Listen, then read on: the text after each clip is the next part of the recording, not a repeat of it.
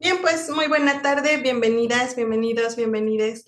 Estamos muy agradecidos de poder contar con su presencia en esta sesión de nuestro seminario permanente Transformando para Cuidarnos, diálogos sobre igualdad, derechos humanos y cultura de paz en la comunidad escolar, que forma parte de las actividades del proyecto de investigación Interacciones intragenéricas e intergenéricas de las convivencias escolares en educación preescolar. Agradecemos mucho al Instituto Superior de Ciencias de la Educación del Estado de México, a la Facultad de Pedagogía Región Jalapa de la Universidad Veracruzana, la Secretaría de Educación de Veracruz, la propia del Estado de México y también a la Universidad Pedagógica Veracruzana, que son parte de las instituciones que nos convocan. Muchísimas gracias. Soy Jessica Bello Guzmán, parte del equipo de investigación por parte de la Universidad Veracruzana.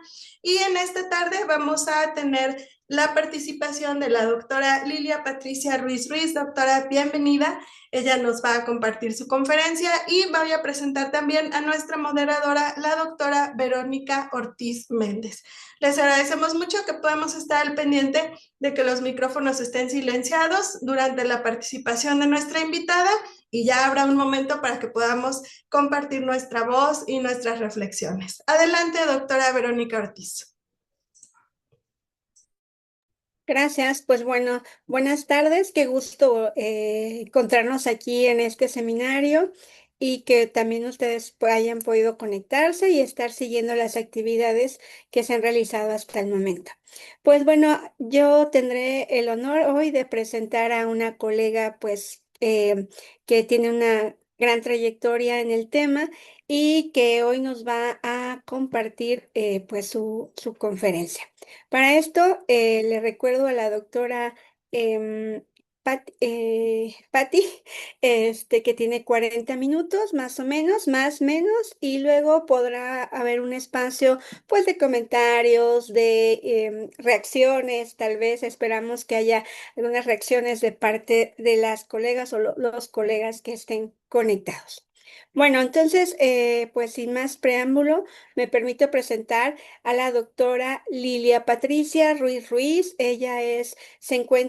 Cuenta con el postdoctorado en Ciencias Pedagógicas por el CEVIP, el doctorado en Gestión Curricular por el Colegio de Veracruz, tiene la maestría en Literatura Mexicana por el Instituto de Investigaciones Lingüístico-Literarias de la Universidad Veracruzana y la licenciatura en Letras Españolas por la misma Casa de Estudios.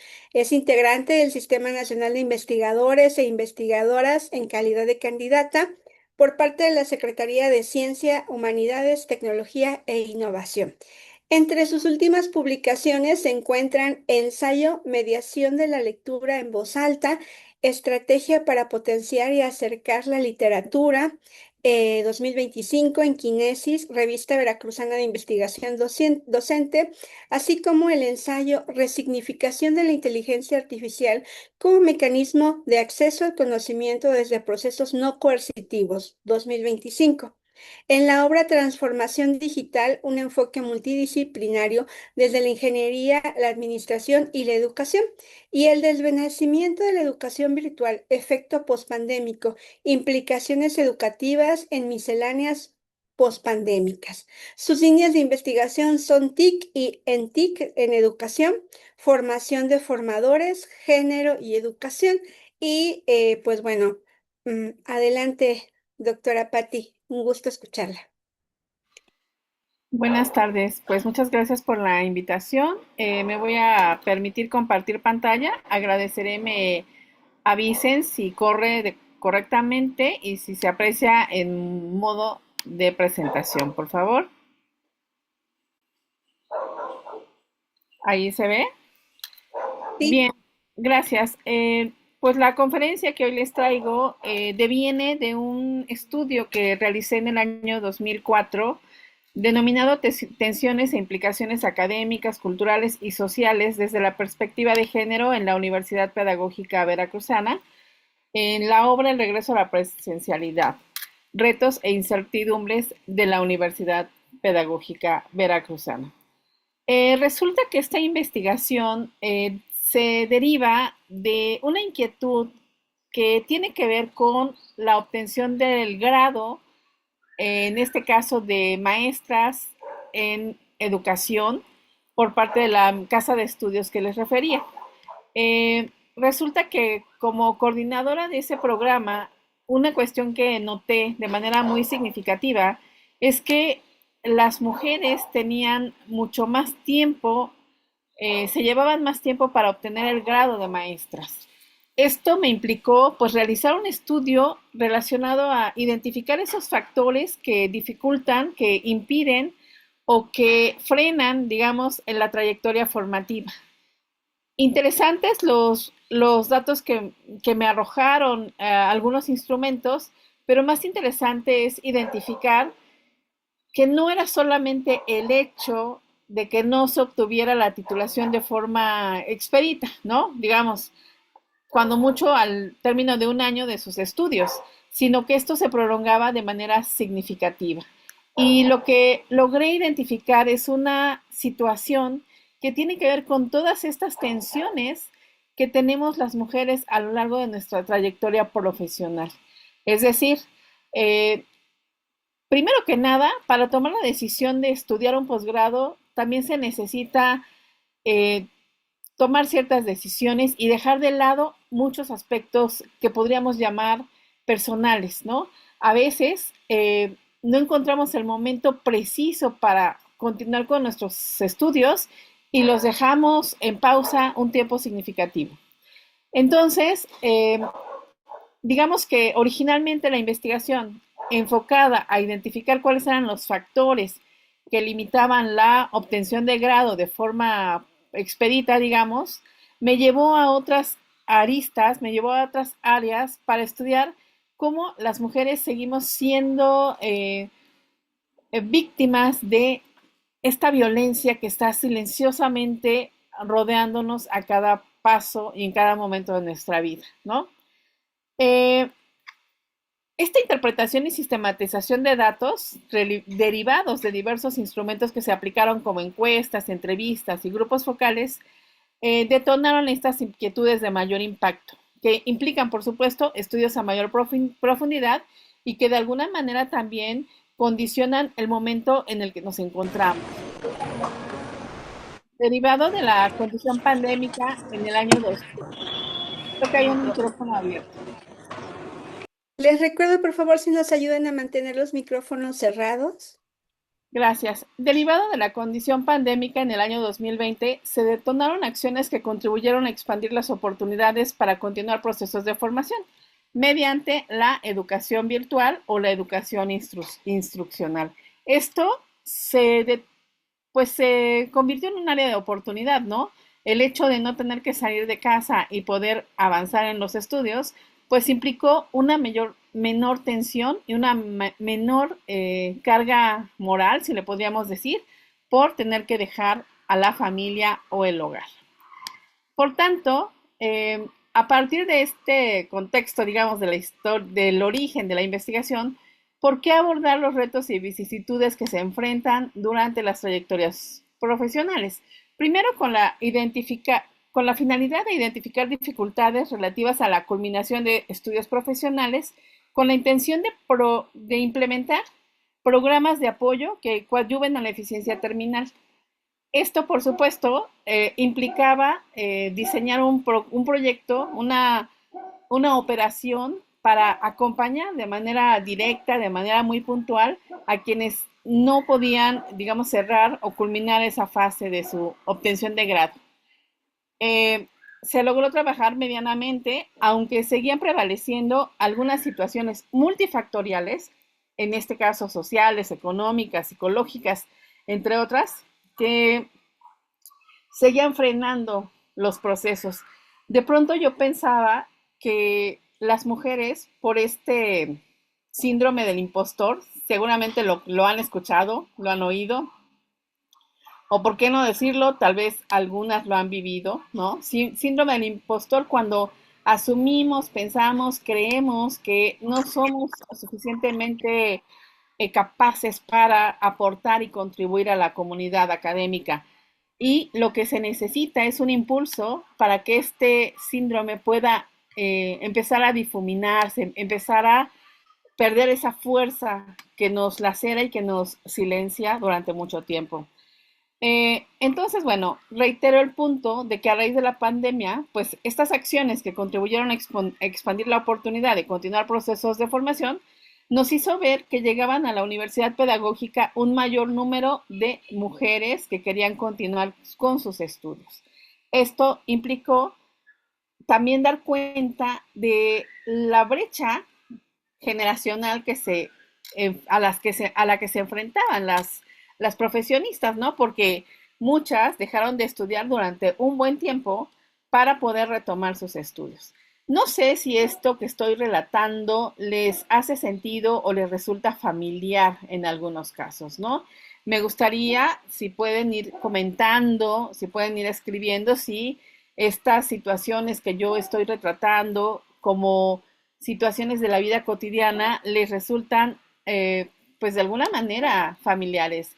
En este sentido, las posibilidades de actualización profesional en línea dieron certeza en cuanto a que los estudios pudieran irse expandiendo. Es claro, y debo dejar este referente de manera muy puntual. Hoy en día, la profesión que cada una de nosotros elige no es una profesión que se quede solamente con estudios de licenciatura. Tiene que ir aumentándose el capital intelectual, tiene que ir creciendo el capital. Eh, Me dicen que casi no se escucha, me gustaría saber si es correcto, si se escucha bien. Bueno, yo sí escucho bien, no Yo sé, igual. quizás sea tema del internet De, de la de- maestra. ok, gracias. En mi Entonces, caso sí se escucha. sí, entonces, bueno, esta posibilidad de tener la oportunidad de estudiar de casa Bien. convirtió estudios de posgrado en una gran oportunidad, ¿no? Lo que en otro tiempo parecía imposible, hoy se concretó en ciertas realidades. No obstante, las actividades y la carga laboral fueron algo que se fueron incrementando y de manera profesional y de manera familiar se tornó difícil sobrellevar esta condición de estudio, ¿no? No obstante, pues se contaban con esas condiciones para operar y trabajar y estudiar de manera paralela, ¿no? Eh, Hay fuerte carga emocional, hay carga psicológica y física que detonan desgastes en los planos en que tiene lugar la dinámica social. Entonces, pues fue interesante ver cómo las participantes se se dieron la oportunidad de expresar todo aquello que les estaba limitando, restringiendo, les estaba obstaculizando concretar sus estudios profesionales. ¿Qué es lo que vislumbramos a partir de la investigación? Pues bueno, evidentemente, desigualdades de género durante las trayectorias escolares. Mujeres que dejaron pasar más de 10 o 20 años para tomar la decisión de estudiar un posgrado. Y esto no es sencillo, se dice fácil un número, pero no es el número, sino es todo lo que implica. ¿Cuándo es que una mujer decide retomar su trayectoria profesional a nivel maestría o a nivel doctorado? Esto se da cuando ya no, entre comillas, cuando ya se asume que no se tienen tantas responsabilidades en el hogar, cuando ya los hijos son independientes, cuando ya uno puede dejar esa responsabilidad, entre comillas, de lado. Otra cuestión que se vislumbró fueron las tensiones experimentadas a raíz de la segregación, la exclusión, la saturación y sobresaturación de actividades, carga laboral excesiva, la atención y cuidado de hijos y demás familiares.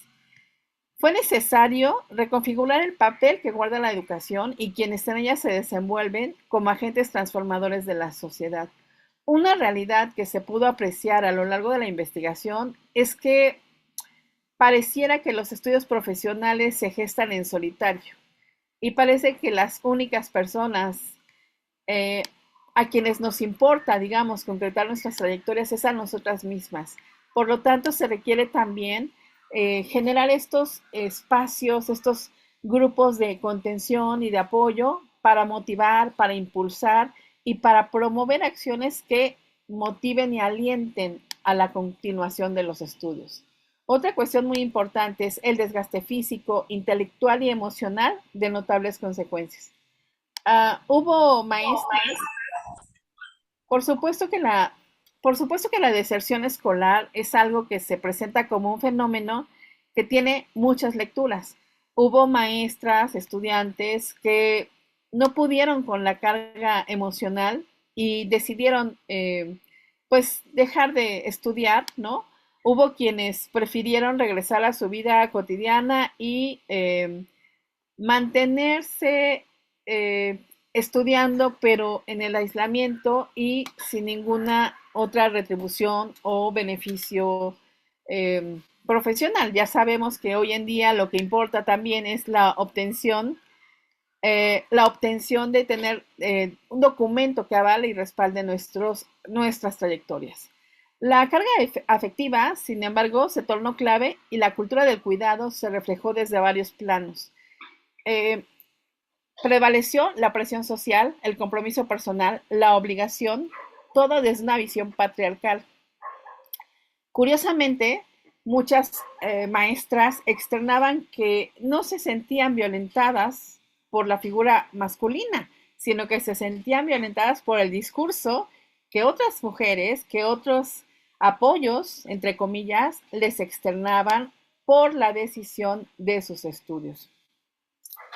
Es imperativo reconocer que hubo implicaciones en las actividades del hogar respecto a muchos varones, quienes asumieron nuevos roles y reconocieron y se sensibilizaron ante los retos que involucran la participación de las mujeres en todos los órdenes. Comentaba antes de entrar a esta sesión que es para mí sumamente importante y necesario que, digamos, el artículo que preparé, la investigación que realicé y sobre todo este tipo de conferencias que nosotros tenemos oportunidad de escuchar y de presentar, pues también sean escenarios donde los hombres puedan participar, ¿no? Y reconocer que también ellos han transformado su dinámica y se han convertido en agentes de cambio desde discursos donde hay más apoyo, donde hay más contención, donde hay más cuidados. Bueno, pues el antecedente de la investigación, como ya lo dije, era visibilizar los trayectos académicos con la finalidad de incitar a una investigación etnográfica orientada a la revalorización del papel que guarda la actualización constante, la preparación desde distintas esferas, personal, profesional y experiencial, y el reconocimiento a las luchas sociales que en muchos casos han dejado de ser un obstáculo para trascender en el ámbito educativo. Esto nos implica, por lo tanto, reconocer qué está pasando, cómo nos estamos viendo al exterior las mujeres que deseamos avanzar profesionalmente. ¿Cuáles son esas áreas de oportunidad que tenemos en nuestros distintos espacios de acción? Y sobre todo, dejar de tener una mirada de túnel que nos impide ver los caminos, los muchos caminos, múltiples caminos que podemos tomar profesional y personalmente hablando. Es fundamental, entonces, para mí, reconocer el papel de las mujeres. Hoy se nos reconoce nuestro desempeño como agentes de cambio desde distintas trincheras, política, científica, cultural, histórica y etc. Las mujeres tenemos que apoyarnos, tenemos que abrir esos espacios para que otras mujeres quieran expandir sus horizontes de actuación. Necesitamos hacer un frente común para enaltecer la fuerza laboral, reflexionar sobre nuestro propio papel, nuestro propio rumbo y generar acciones que coadyuven a muchas mujeres profesionistas a seguir avanzando profesionalmente y sobre todo a librarse de manera simbólica a nivel discursivo y con relación a los fenómenos sociales. El camino que se ha recorrido y el que debe recorrerse se va afianzando. Es momento de visibilizar, reconocer y enaltecer el papel de las mujeres que nos han antecedido, con quienes coincidimos y las que vienen tras de nosotros. Necesitamos abrirles esas nuevas vetas para trascender y para llegar a otras trincheras. Aquí hay una cita de Huereca Torres que refiere que el momento histórico coyuntural en el que surge la nueva ola del feminismo fue en la década de 1970, en la plena expansión de la fuerza laboral de las mujeres y de su presencia en las universidades. Seguramente saben, hemos escuchado de muchas mujeres que para estudiar y para llegar a la universidad tenían que disfrazarse, tenían que camuflajearse, tenían que permanecer ocultas y sobre todo en el silencio absoluto. Los tiempos son distintos. Hoy necesitamos abrir esa posibilidad y de diálogo, de escucha atenta y sobre todo de proponer espacios de reflexión. Entonces, si ya desde 1970 las mujeres empezaban a ocupar espacios en la esfera académica, pese a que lo hacían en el aislamiento, el recogimiento y la sombra, hoy las cosas han cambiado. Hoy tenemos la posibilidad de abonar con nuestras acciones a fortalecer una lucha por el reconocimiento y por la posibilidad de ocupar espacios laborales, profesionales, estudiantiles y sobre todo transmitir el discurso a las infancias y las juventudes, dando cuenta de un reconocimiento igualitario y de un desenvolvimiento equitativo. Esto, por supuesto, desde nuestros espacios de acción profesional. Si laboramos en escuelas de nivel educativo básico, media superior, superior, tenemos la necesaria labor de transmitir una nueva mirada de la perspectiva de género y reconocer que la equidad y la igualdad son virtudes que debemos procurar. ¿A través de qué? Pues por supuesto, a través de la cultura del respeto y del cuidado al otro, a la otra. Desde la trinchera en la que me encuentro, desde la Universidad Pedagógica Veracruzana, hemos propiciado definitivamente que las investigaciones tengan mayor diversidad en cuanto a los temas de estudio, porque tenemos que trascender el espacio áulico y tenemos que observar nuestras realidades y a partir de las investigaciones que las y los estudiantes de posgrado pueden hacer, se pueden generar nuevas acciones que coadyuven política y culturalmente a una ciudadanía donde prevalezca una cultura de paz en todos sentidos. Por supuesto, la investigación a partir de la mirada de género debe interpelar a quienes deben tomar las decisiones para propiciar una convivencia armónica y equilibrada. El objetivo de la investigación, bueno, la pregunta de investigación antes de continuar, la pregunta de investigación que permea en toda la investigación era ¿en qué sentido, derivado de la perspectiva, se detonan situaciones que devienen en un replanteamiento relacionado a la continuidad de los estudios profesionales, a partir de las implicaciones ideológicas, sociales y culturales que acarrea el deseo de superación profesional y personal?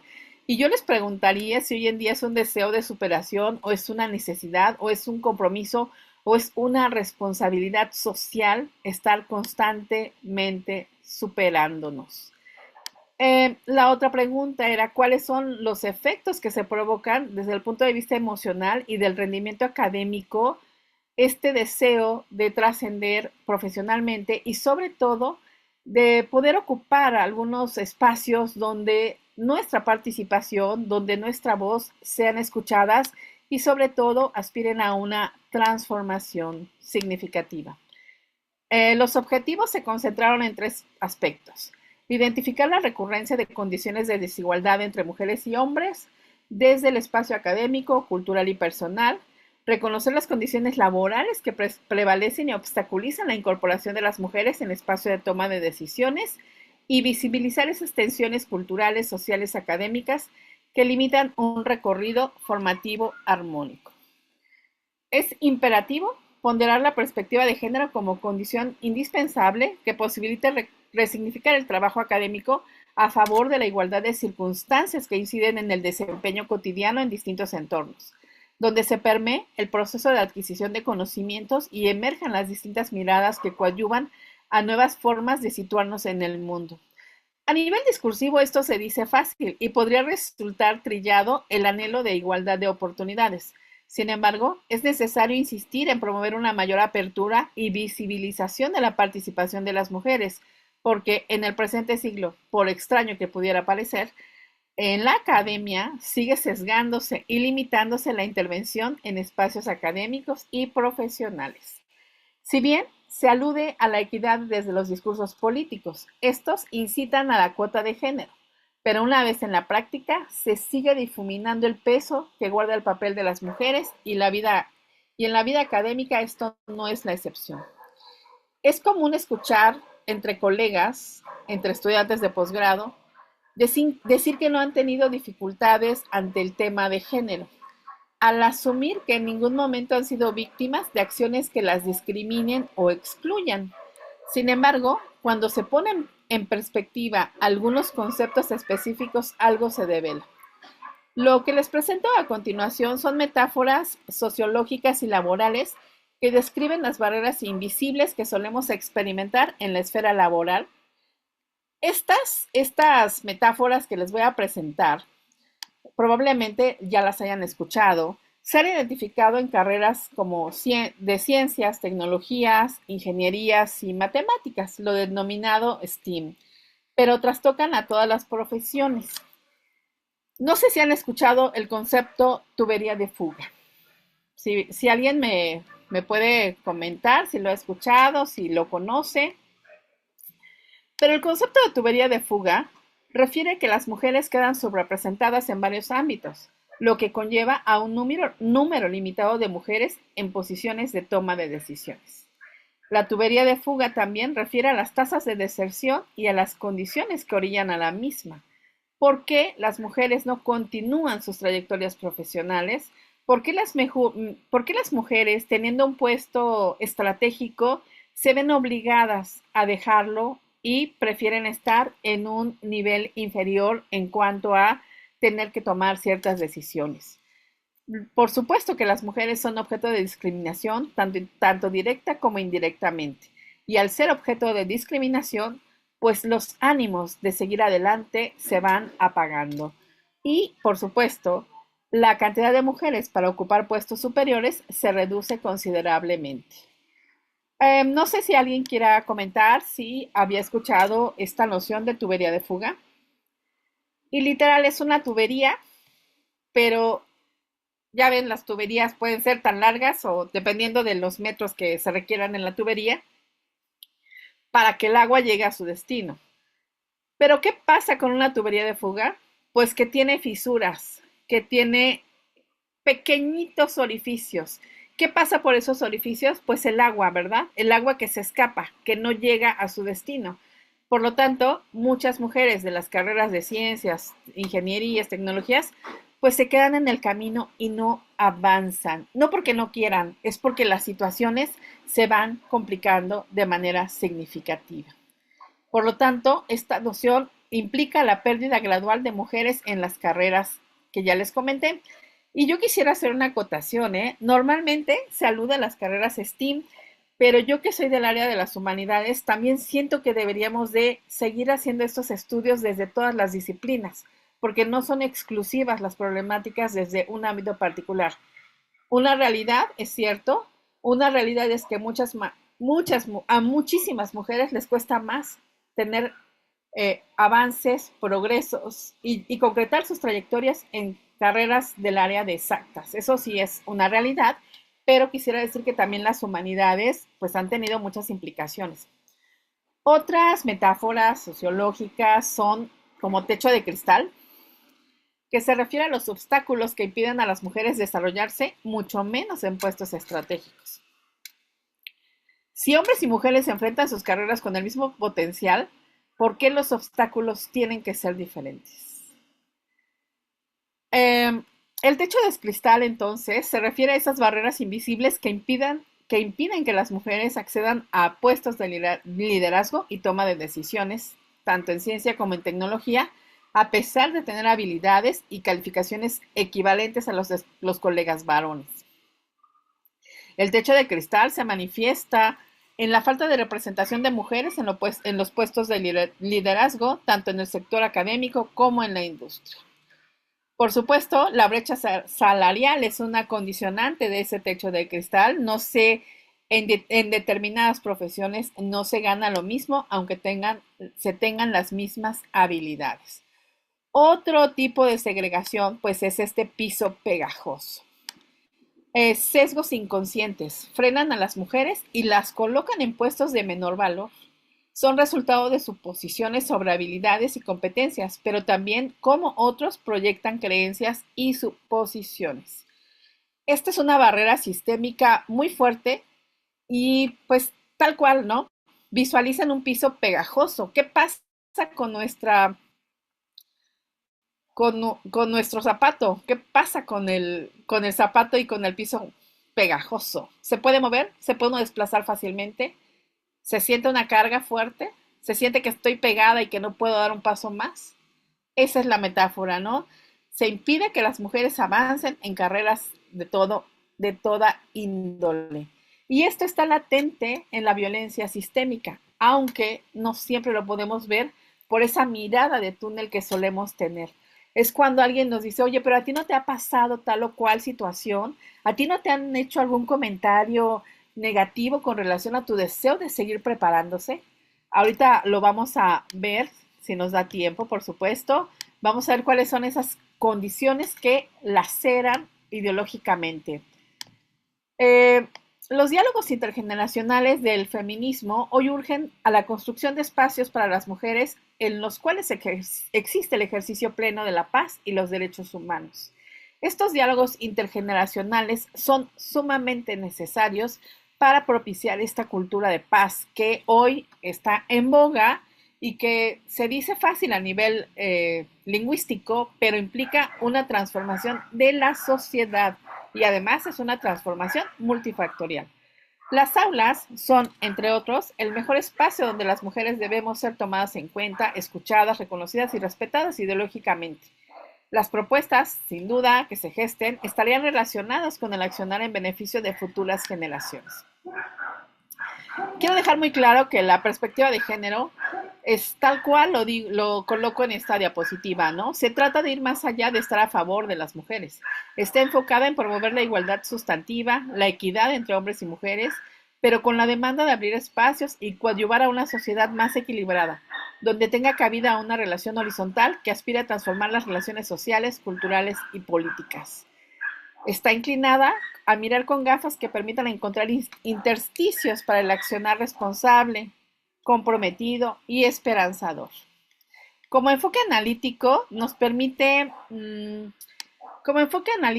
pues nos permite identificar, cuestionar y valorar la discriminación, la desigualdad y la exclusión de las mujeres que se pretende justificar con base en las diferencias biológicas. La perspectiva debe contribuir al análisis y comprensión de las semejanzas y diferencias entre mujeres y hombres, así como las características que las definen. Quiero decirles que apliqué un formulario que contempló tres generaciones de estudiantes a quienes les tocó realizar su paso por la universidad en condiciones específicas. Una generación que migró de la educación presencial a la educación virtual.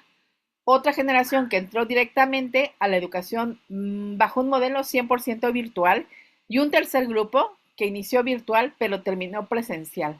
¿Por qué este alcance?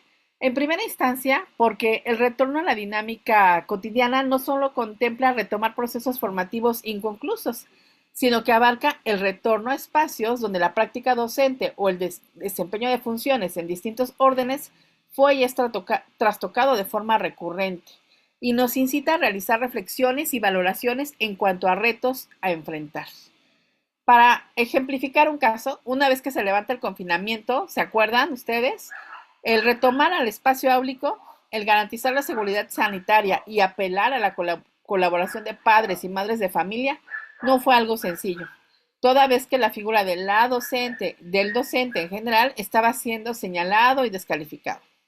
En otro sentido, dejar los hogares los sábados de temprano para trasladarse a los distintos espacios donde tenían que tomar las clases generaban tensión en muchos aprendientes, por la sensación de dejar a la familia, a la que se habían arraigado más por el confinamiento, por la saturación de actividades laborales y personales y, ¿por qué no decirlo?, por el retorno a espacios donde es invisible, pero está presente la violencia de género a nivel discursivo y axiológico.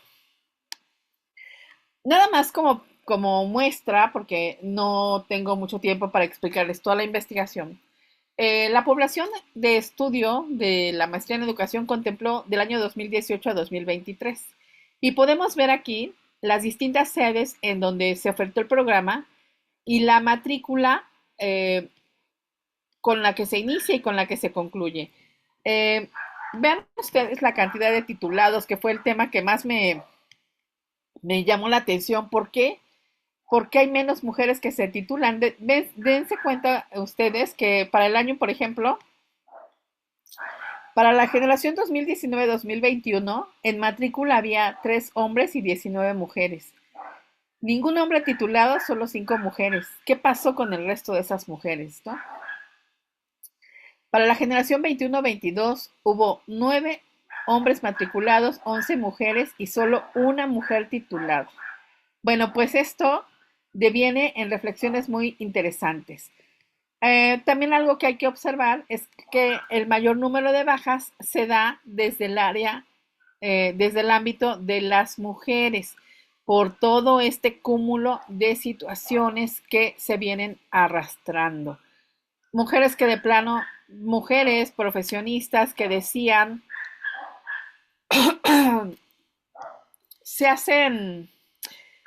se toman decisiones de dejar los estudios porque o se embarazan o les están obligando a atender su hogar, o el marido también está estudiando y tienen que darle prioridad a uno de los dos.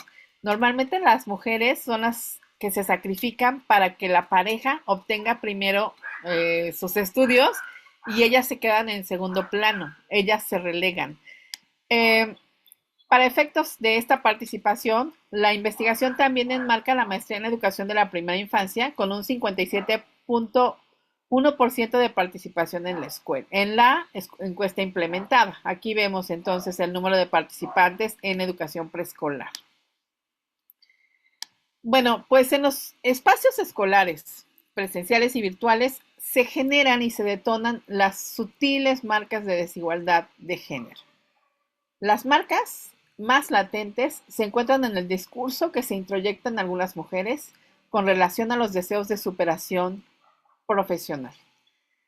Es importante aludir a que en la Universidad Pedagógica Veracruzana no hay marcas de violencia derivadas de la dinámica escolar.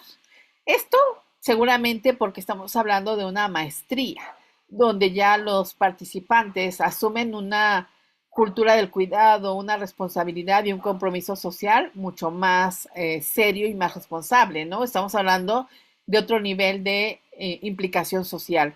La desigualdad y la violencia se detonan en los espacios sociales, contextuales y laborales. Bueno, pues lo más importante para mí fue la carga semántica, simbólica y emocional que se gestó a partir de las reflexiones que emitían las participantes en relación a algunas preguntas muy específicas. Y son preguntas de la vida cotidiana donde uno dice, ¿es posible que se siga reproduciendo esta violencia simbólica y muchas mujeres no se den cuenta de lo que están viviendo? Vamos a poner algunos ejemplos, ¿no? La investigación, por supuesto, pretendía sentar un precedente respecto al reconocimiento de las condiciones que enfrentan las mujeres profesionistas y también tiene como finalidad coadyuvar a deconstruir los discursos arraigados respecto a los roles de género que impactan en la superación profesional. Esto nos orilla a abrir espacios de diálogo, de reflexión, donde se pueda reconocer esos discursos introyectados que deben difuminarse ante la imagen de mujeres que van abriéndose camino en el ámbito académico. Solo les voy a poner un caso.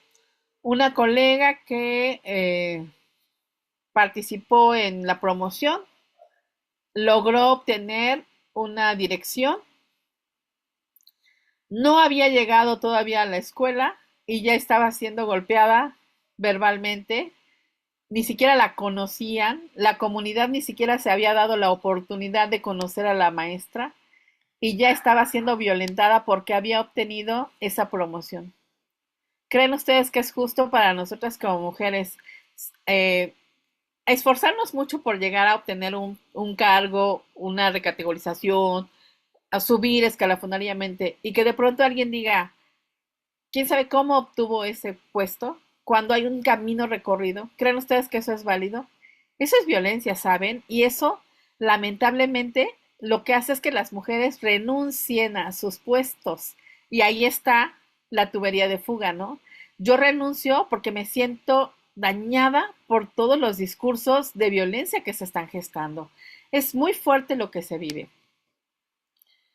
Fíjense que una constante que se presenta es la edad en que las mujeres profesionistas asumimos que estamos listas para continuar con nuestra preparación. ¿Cuándo y a causa de qué se toma la decisión? Bueno, pues aquí podemos ver la edad en que las profesionistas deciden continuar sus estudios profesionales. La tendencia, por supuesto, es a partir de los 41 años. Estoy hablando de maestrías. Me gustaría que quedara muy claro que es a nivel maestría. ¿Cuántos años para muchas mujeres no pasaron sin estudiar? Obviamente se entiende que sí estaban laborando, pero que no podían avanzar en su trayectoria. ¿De cuántos años egresamos de una licenciatura? Más o menos de los 23, 24 años, ¿verdad? Cuando mucho 25, y entonces dejamos pasar más de 10 años para poder continuar con nuestros estudios. Y entonces aquí se da un choque generacional bastante fuerte porque pues los cambios en la didáctica van a implicar que yo tenga que avanzar y estudiar y prepararme a pasos acelerados. Hoy lo vemos con la inteligencia artificial, ¿no? Hoy lo vemos con el hecho de que muchas mujeres no han desarrollado esta literacidad digital que se requiere para prepararnos en otros planos. Bueno, por supuesto que lo que logré indagar es que las mujeres que deciden estudiar más allá de los 31 años es porque consideran que o tienen apoyos en sus hogares que les puedan cuidar a las personas a las que tienen a su cuidado, o porque cuentan con ese apoyo masculino que se encarga también de el cuidado, la atención a los hijos. Bueno, en esta cultura del cuidado, las mujeres somos más propensas a disponer de tiempo una vez que sentimos que la carga familiar nos lo permite. Por tanto, la consideración de estudiar desde casa se tornó un área de oportunidad valiosa y relevante para quienes veían alcanzables esos estudios.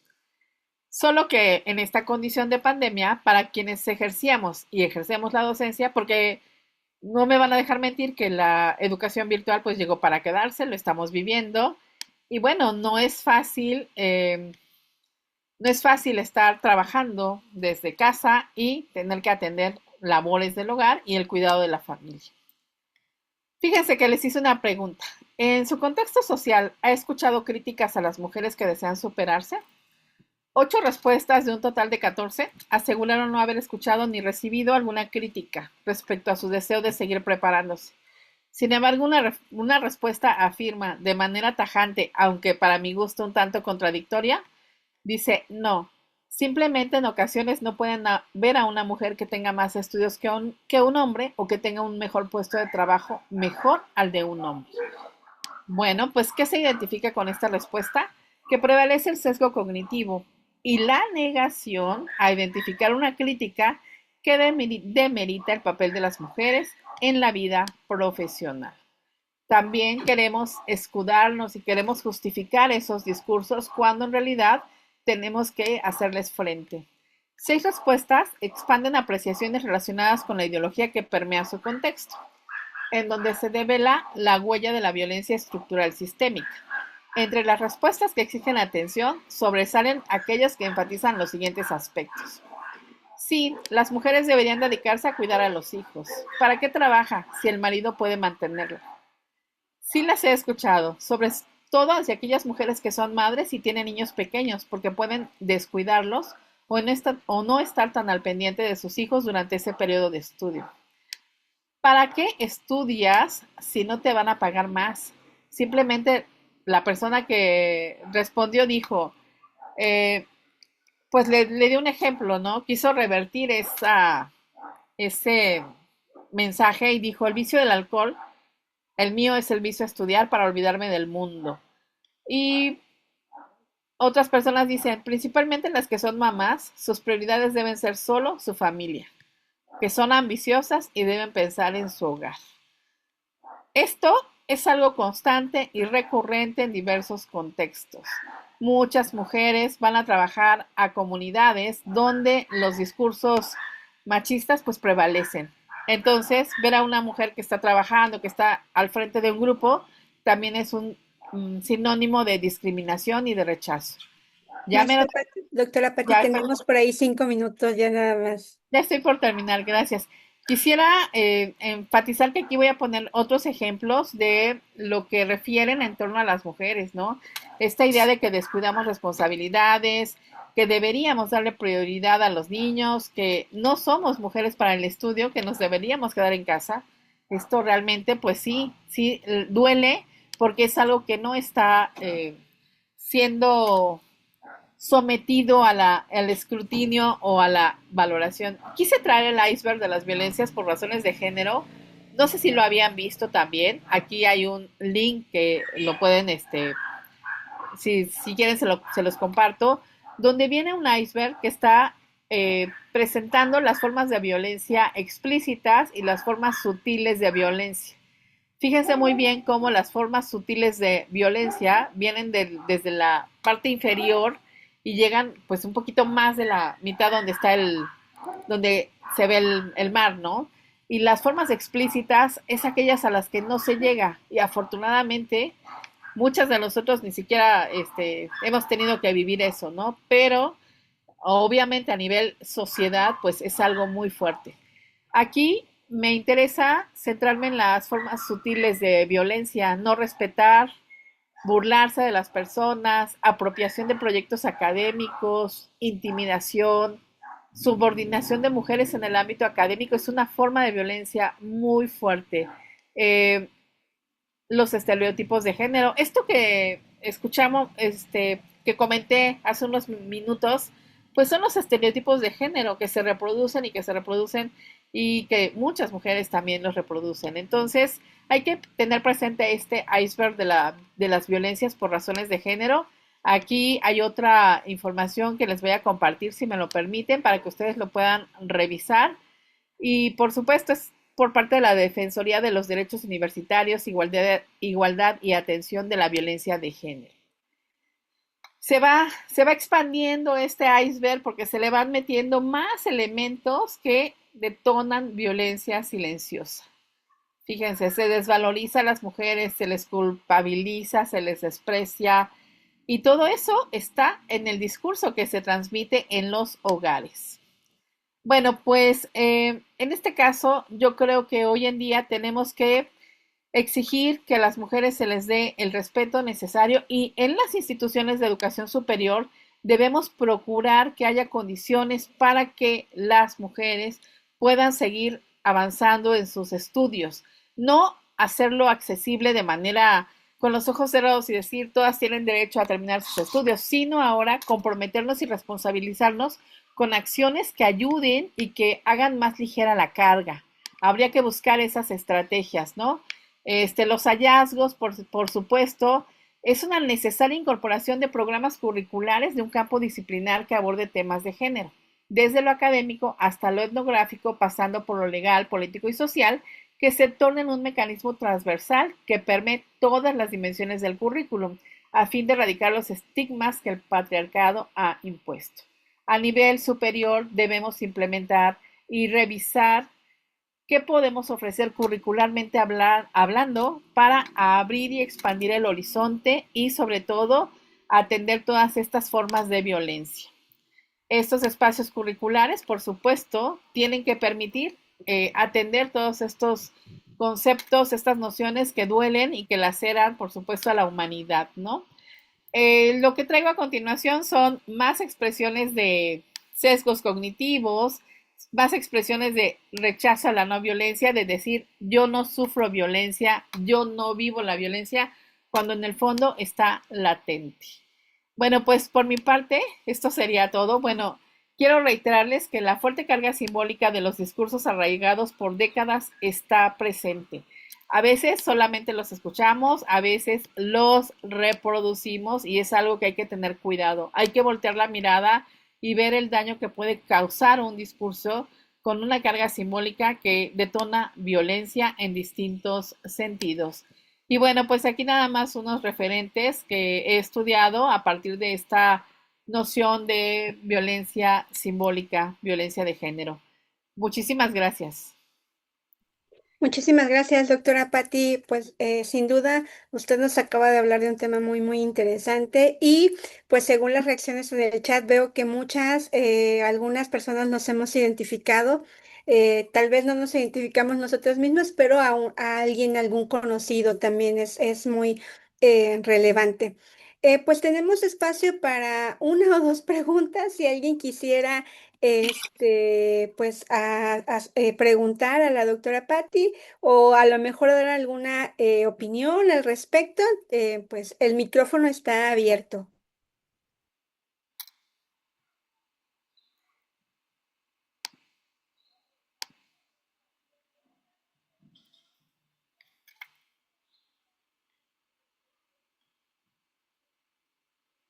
Sí, Héctor levantó la mano, el maestro Héctor. Adelante. Maestra, ¿qué tal? Buenas tardes a todos. Buenas tardes. Efectivamente, doctora, coincido con lo que usted comenta, y lo que quisiera yo complementar es que esta violencia de género no nada más se refiere también al sexo masculino, ¿no? Sino también dentro de las mismas estigmatizaciones, las mismas mujeres, ¿no? Han hecho estas situaciones por cuestiones de cultura, por cuestiones de sociedad, donde les han comentado, ¿no? Y les dicen a las mismas, en las comunidades, ¿no? Que las mujeres pues no tienen que estudiar, ¿no? Las mujeres tienen que atender, ¿no? Ja, ¿para qué vas a estudiar? He escuchado muchas veces en las comunidades, ¿no? Si el día de mañana tú te vas a casar, ¿no? Entonces, desde ahí tenemos que empezar a cambiar las concepciones. Nosotros, por ejemplo, en el nivel de preescolar tenemos mucho trabajo que hacer para ir cambiando, para irles enseñando a los alumnos, a las alumnas, precisamente, que ellas tienen este rol de género, ¿no? Donde podemos hacer actividades específicamente, no nada más para jugar en el sentido de, por ejemplo, el fútbol juegan nada más los niños, ¿no? Y entonces las niñas pues se van a jugar a la cocinita, ¿no? Entonces desde ahí, por ejemplo, tendríamos que hacer ese rol de género, donde decirles a los niños, todos tenemos que hacer ese tipo de actividades y cambiar la concepción desde el nivel de preescolar. Gracias. Muchas gracias, maestro. Y bueno, desde a partir de este comentario que usted nos hace, pues es esta perspectiva también de las nuevas masculinidades, ¿no? Ese reconocimiento que los hombres hacen en razón de que la lucha por permanecer, por mantenernos, por estar activas en la sociedad, pues no es una lucha que podamos solventar solas. Necesitamos también de una contención, de un apoyo y que mejor que sea un apoyo familiar. En los espacios escolares, por supuesto, es donde se puede formar con esa visión de manera muy responsable, ¿no? Por supuesto que a nivel preescolar, ustedes más que nadie deben saber que el trabajo es muy cuidadoso, muy metódico y muy diplomático, si se vale la expresión, porque pues los niños también tienen que cuidar su esencia, cuidar su desarrollo. Gracias por su participación. No sé si alguien más quiera compartir. Estoy leyendo lo que colocaron. Eh, no sé si alguien más quiere compartir en lo que leo. Les comento también que en el chat ya está el enlace para el registro de quienes de asistencia para el día de hoy. También les recordamos que pues queda grabada esta sesión y el enlace estará abierto 2 semanas para que se puedan registrar su asistencia.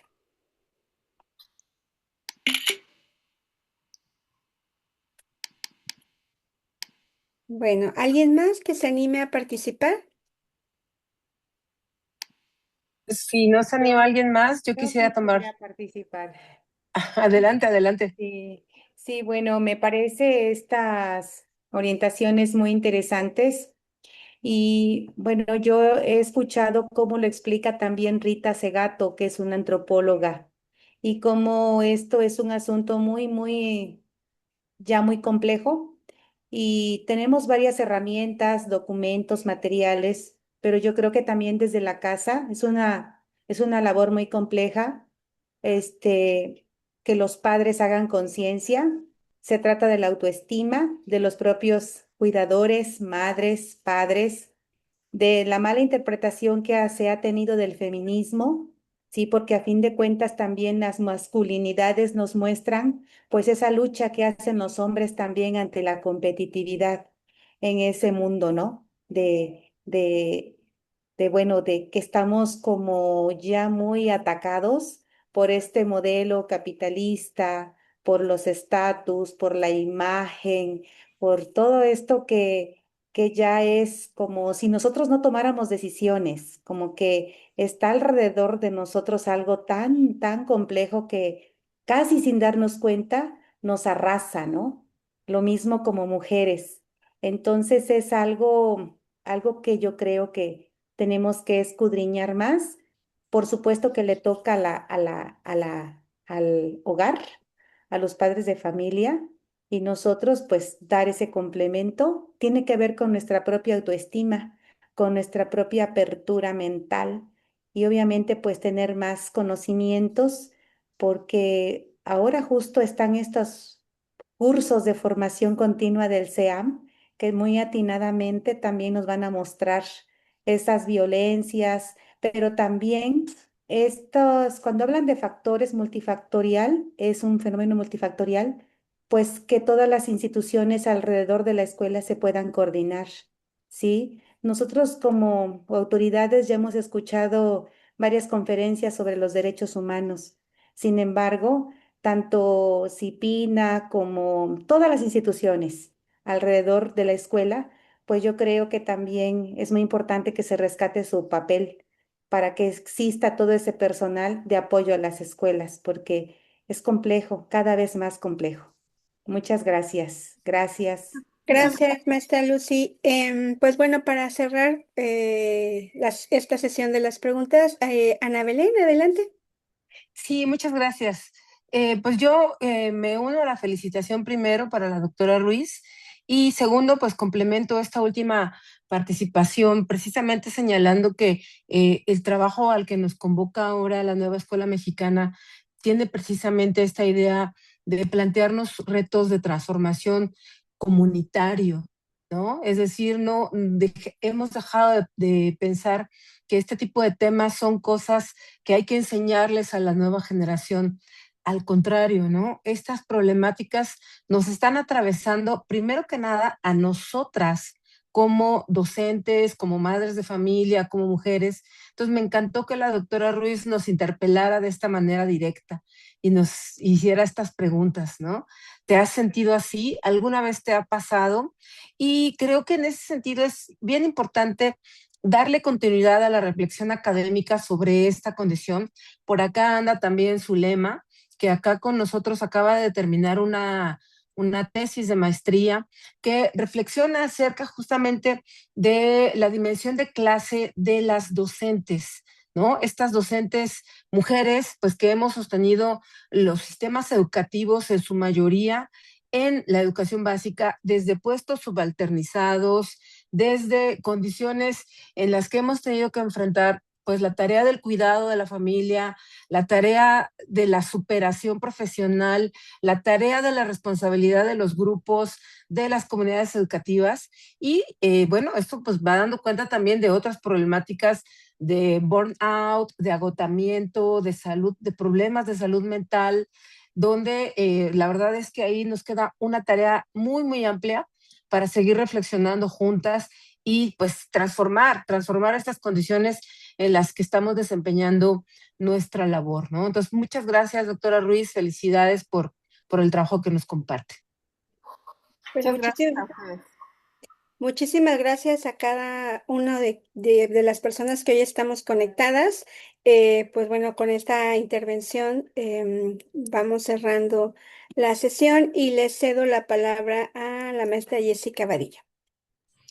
Muchísimas gracias, gracias doctora por su gran participación del día de hoy. Sin duda pone usted en la mesa varios temas que es importante debatir, desde cómo vamos configurando nuestras trayectorias profesionales en el posgrado y demás, pero también todos los retos que se van enfrentando, ¿no? Y si yo leí en el chat los comentarios de varias profesoras que hablaban justo de cómo fueron posponiendo sus estudios y demás por tareas del cuidado, por tareas que pues tradicionalmente se han asignado a las mujeres, ¿no? Y pareciera que todavía sigue siendo así en muchos casos. Digo, seguramente a muchas más también nos pasó, además de quienes lo pusieron en el chat o lo seguimos viviendo, también puede ser. Pero fíjense que me parece también muy interesante cómo también desde nuestra docencia podríamos estar reforzando esas prácticas o cuestionándolas y empezando a trabajar en formas diferentes, ¿no? Más igualitarias, más horizontales, más desde los feminismos, como decía también la maestra Lucía, también desde las masculinidades, como decía el maestro Héctor, y bueno, también ahora la doctora Ana Belén. Me parece muy, muy importante porque también en educación básica estamos configurando, lo queramos o no, estamos aportando a configurar esas identidades y prácticas, ¿no? Entonces, también muchas veces muchos de nuestros estudiantes se hacen cargo de sus hermanos pequeños y no es que sean ya mayores, sino que también son otros pequeñitos cuidando a, ¿no? Entonces, cuando llega un nuevo bebé a la familia, se convierten en el hermano mayor y empiezan a asumir muchas responsabilidades, me atrevo a decir hasta desde el preescolar, ¿no? De ya súmate a tu hermanito, fíjate que no le pase tal y demás. Entonces, también ahí me parece que hay elementos muy, muy importantes que podemos empezar a reflexionar. Seguramente los vemos, ahora tal vez son más visibles, gracias también a todo lo que nos ha compartido usted en esta tarde. Me voy a permitir compartir mi pantalla para dar lectura a la constancia. Me dicen si ya la podemos ver. Bueno, pues aquí tenemos la constancia para la doctora Lilia Patricia Ruiz Ruiz por su participación como ponente de la conferencia Retos y vicisitudes de las mujeres profesionistas, contención y cuidado ante la violencia sistémica. Y firma el doctor Bernardo Martínez, director general del ISEM. Muchísimas gracias. De igual manera, para la doctora Verónica Ortiz Méndez, por su participación como moderadora de esta conferencia. Muchas gracias, doctora Vero, también por su participación y apoyo. Y bueno, por supuesto, también un agradecimiento muy especial a la Universidad Pedagógica Veracruzana, que gracias a las conexiones que tenemos también con ustedes, el trabajo de vinculación, pues han hecho posible que participe la doctora Lilia con nosotros en esta tarde. Gracias también a la maestra Marta Exome, que nos apoyó también en las gestiones para poder contar hoy con su participación. Y bueno, voy a dar el uso de la voz a la doctora Angélica Alvirde, que nos va a dar algunos avisos y va a hacer el cierre de la sesión. Muchísimas gracias. Muchas gracias, doctora Lilia, por tan importante conferencia de reflexión. Gracias a la maestra Jessica, gracias a todo el equipo de la Universidad Veracruzana, de la Pedagógica Veracruzana, a nombre de Instituto Superior de Ciencias de la Educación del Estado de México, el doctor Bernardo Martínez García y del equipo de investigación en colaboración con la UB, pues agradecemos mucho también mencionando que no se pierdan la próxima sesión del seminario permanente, donde encontraremos este diálogo entre estudiantes de posgrado, donde también darán a conocer parte de sus procesos de reflexión ante investigaciones sobre violencias escolares, violencias en torno en educación preescolar, sobre todo en profesoras. Agradecemos muchísimo su estancia aquí y pues nos vemos muy pronto. Estaremos compartiendo por medio de redes sociales, por medio del Facebook del Seminario Permanente, Género e Intersección, todo lo referente a la última sesión de este semestre semestre, pero recordemos que vienen más sesiones de este seminario permanente para el segundo semestre que se nos avecina. Muchísimas gracias. Gracias, doctora Angélica Elvirde. Nuestra siguiente sesión, para quienes por ahí están preguntando en el chat, es el 7 de julio. Les esperamos. Si acaso se cruza con algún evento de graduación, recuerden que también se quedará grabada y podrán verla posteriormente para efectos del registro. Muchísimas gracias. Gracias también a la Secretaría de Educación del Estado de México, a la Secretaría de Educación de Veracruz, que también nos apoya en la difusión y en poder llegar a todos ustedes con estas actividades. Gracias nuevamente, doctora Lilia Patricia. Un gusto tenerla, un gusto escuchar y aprender de usted, de sus experiencias, de sus investigaciones. Bien, pues sin más, agradecemos mucho y que tengan una excelente tarde. Gracias. Hasta luego. Gracias. Por ahí dejé mi correo electrónico por si alguien quiere escribirme y continuar el diálogo. Hasta pronto. Muy amable, maestra. Muchas gracias.